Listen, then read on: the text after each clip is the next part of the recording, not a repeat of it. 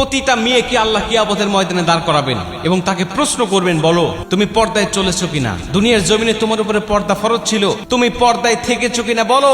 বান্দি যদি বলে আল্লাহ আমি পর্দায় থেকেছিলাম, পর্দা অনুযায়ী দুনিয়ার জমিনে চলার চেষ্টা করেছি, তখন আল্লাহ তাকে কমপক্ষে 10টা পৃথিবীর সমান একটি করে জান্নাত দান করবে।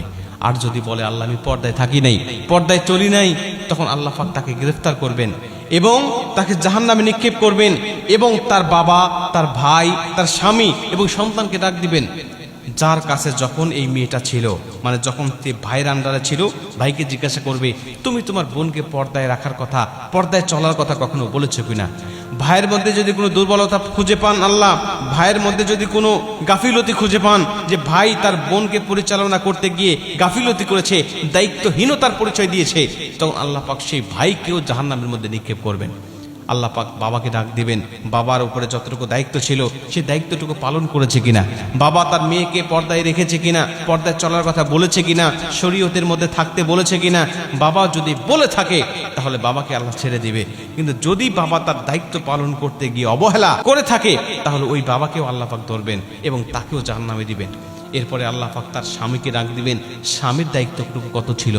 স্বামী তার স্ত্রীর হক আদায় করতে গিয়ে, দিনের পথে পরিচালনা করতে গিয়ে কোনো হক সে ফাঁকি দিয়েছে কিনা, কোনো দায়িত্ব সে ফাঁকি দিয়েছে কিনা, আল্লাহ স্বামীকে জিজ্ঞাসা করেন পাই পাই করে। বলা হবে তোমার স্ত্রীর হক তুমি কতটুকু আদায় করেছো?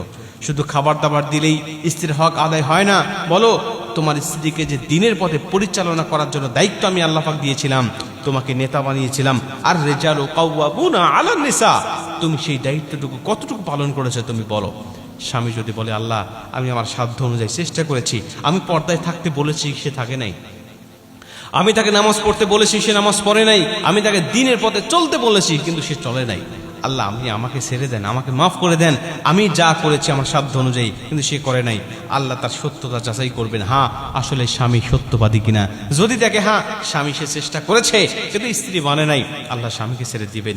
কিন্তু যদি দেখে না স্বামীর মধ্যেই গাফিলতি আছে, স্বামী ইচ্ছা করেই তাকে বেপর্দায় চালিয়েছে, ইচ্ছা করেই তাকে বেপর্দায় বিভিন্ন জায়গায় নিয়ে ঘুরতে গেছে, ইচ্ছা করেই তাকে নামাজ পড়তে বলে নাই বা নামাজ সে নিজেও পড়ে নাই, তখন আল্লাহ পাক ওই স্বামীকেও জাহান্নামে দিবেন।